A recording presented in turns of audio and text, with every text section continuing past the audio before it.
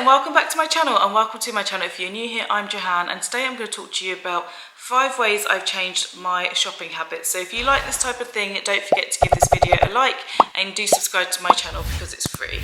So in this current climate, as you know, inflation is wild.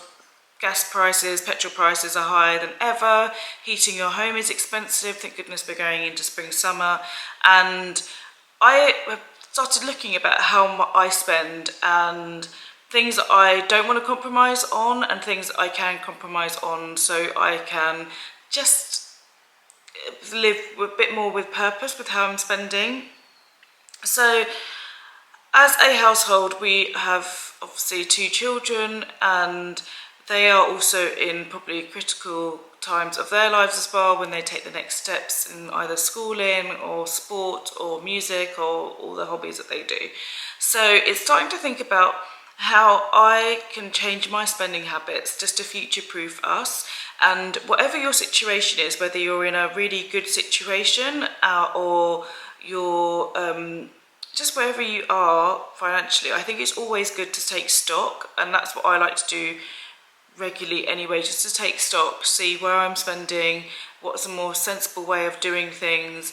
And because I also like luxury and I like finer things, it's also important that I do take stock to make sure that one part of my spending doesn't go out of control versus another. Also, one of the first things that I have started to look at is our food shop and food waste. So I'm really funny about food waste. I absolutely hate food waste.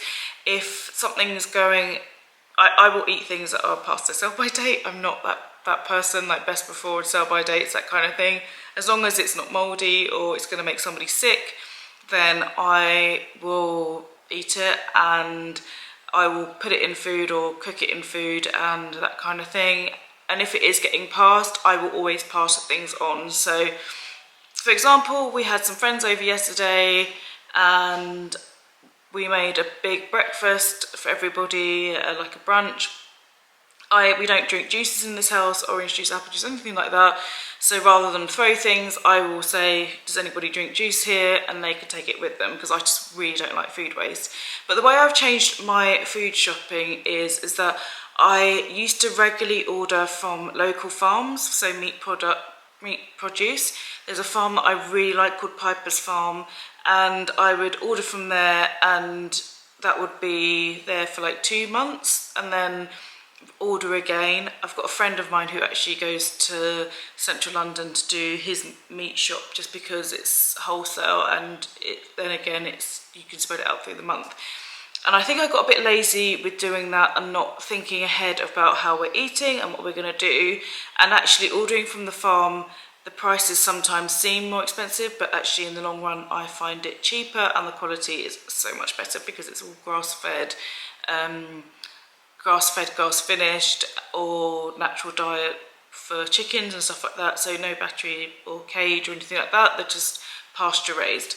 So I've started doing that again. It helps me plan out what I think we're going to need for the month and doing it that way. So food shop is a massive one, and that way there is no waste, and that goes with vegetables and things. So that's the only thing I really buy from the supermarket are fresh vegetables, and I think about what we're going to eat during the week and making sure that will span across the week without going off or anything like that. So food shopping is one, and making sure that I'm not also buying other small things when I'm on my food shop, because that always adds up. The last food shop I did, I was quite surprised about how expensive it was, because I was just buying the stuff that I usually buy.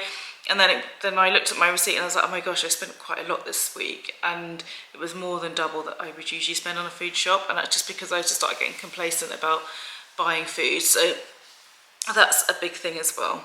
So the other thing that I have started looking at is how much we use our car. So we don't use our car loads.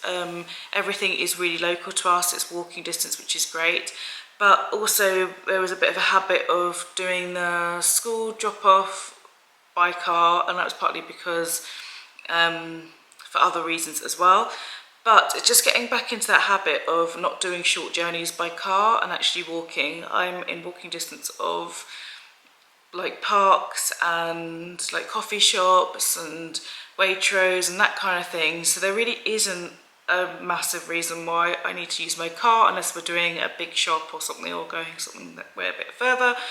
So just walking a bit more rather than using the car. I was absolutely shocked the other day when I saw that petrol was £1.61. I just thought, I cannot believe it's that expensive, considering that I used to know when it was under £1, and then when it reached £1, there was protests and people were saying, how will key workers get to work and NHS staff get to work?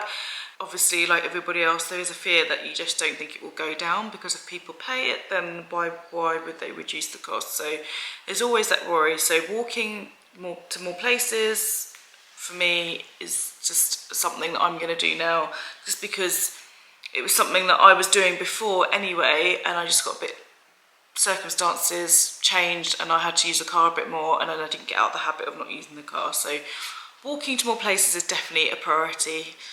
The next thing that I am prioritising in change of habit spending isn't necessarily spending, but it's prioritising health first. So things around fitness and that kind of stuff I'm putting in before I think about spending. So doing more home workouts and that kind of stuff. I was a member of a gym, of a pure gym, a while ago, but I actually prefer working out at home. It's just more convenient for me, because I never use locker rooms and shower rooms and that kind of thing anyway. So working at home is fine for me for now. I do think actually working at home, sometimes it gets to a point where you do need to be in a gym, depending on how you work out, especially if you like lifting weights like me, then eventually I will probably end up going back to the gym. But things like mindfulness and working out at home, things around obviously cooking and feeding yourself at home, that kind of stuff. So that's also a priority that I put in place to change my spending habits, because that kind of, I suppose, roundingness, full awareness of not just finances and food, but also health part of things. It does make you think about your finances differently and what's more important to you. So I've also just done a video about the luxury spend and the massive inflations that are coming in the luxury market. And I think as part of that, the health side is more of a priority to me than spending money on a really expensive handbag.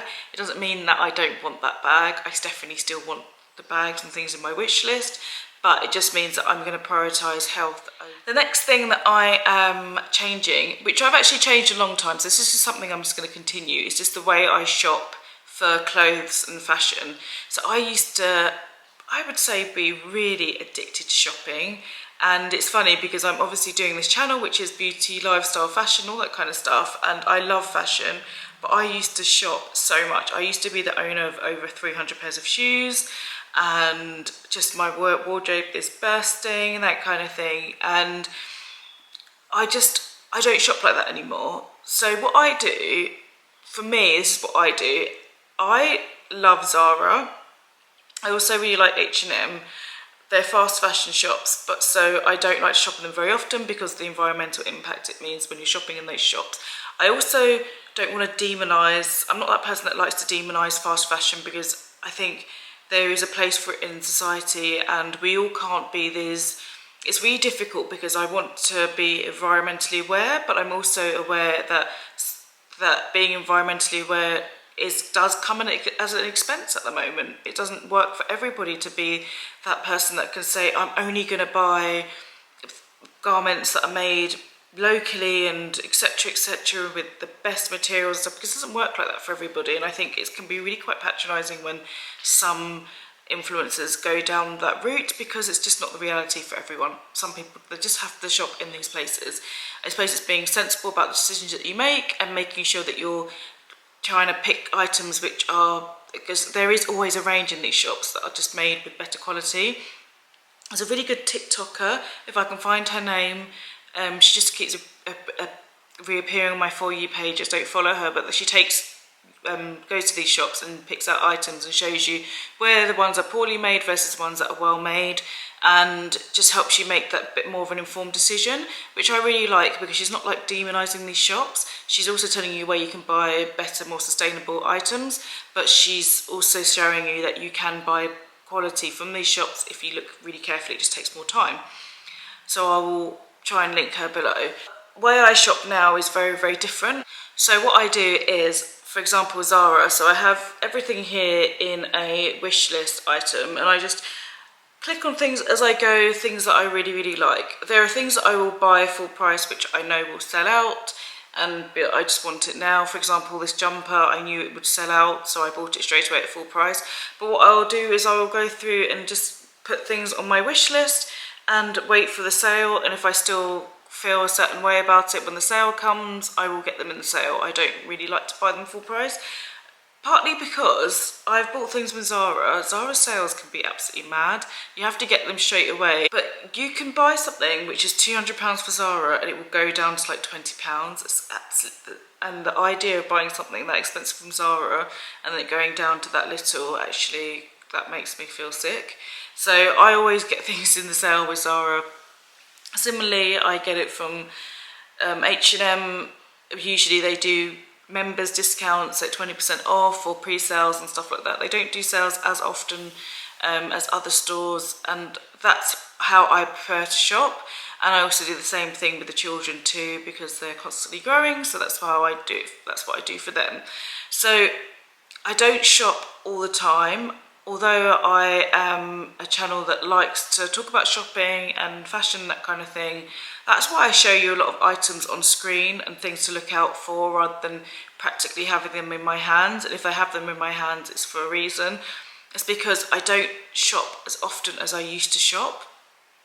And I'm a bit more discerning when it comes to the way I shop as well. This is the reason why I like people like Trini, because although she does go and do her Zara shop ups, she's also very often putting things together in her wardrobe in a different way, giving them a new life. And for me, that is a way of not only just thinking about your shopping and spending more wisely, but also has an environmental impact because you're shopping with what you've already got, which I think is really important. You can wear things in a different way, put them together in different ways, and have a completely new outfit. So that's another thing that I've changed about my shopping habits, which I will just continue to do.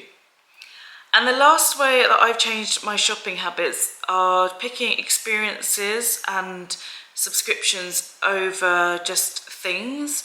So I am a member of the Tate. It costs me £10 a month. It's probably one of the best £10 a month that I spend because it's £120 a year, and it allows me and a guest to go to any exhibition for free, to use the members cafe, and it's just, for me, it's brilliant. I can use the Tates across the UK.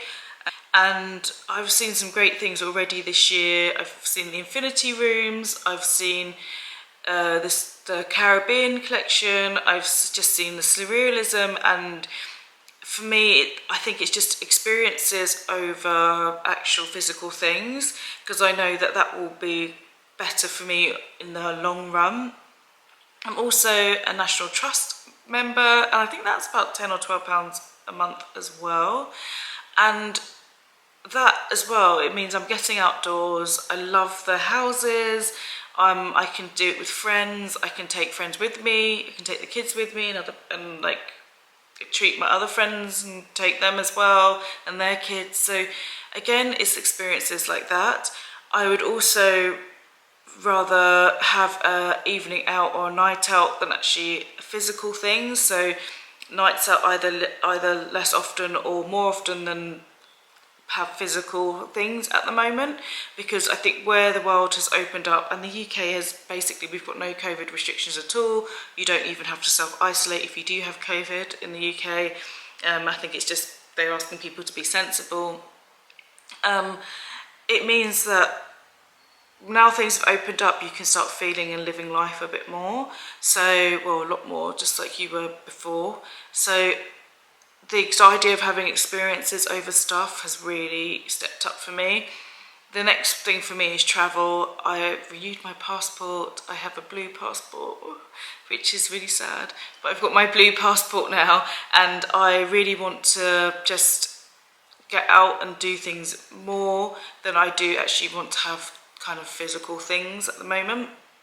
So although I won't ever stop talking about fashion and luxury fashion and trends and all those kind of things, just actual going out and doing stuff has taken priority in my spending, and that's how I've changed my spending in this climate. So if I could recommend any subscriptions, it would be a gallery and the National Trust, because National Trust is obviously across the whole of the UK, so wherever you're living in the UK there are experiences to enjoy, and a gallery not only helps because all our museums and galleries are free in the UK, you just pay for certain exhibitions within them, but otherwise you can just use the space and be in that space for free.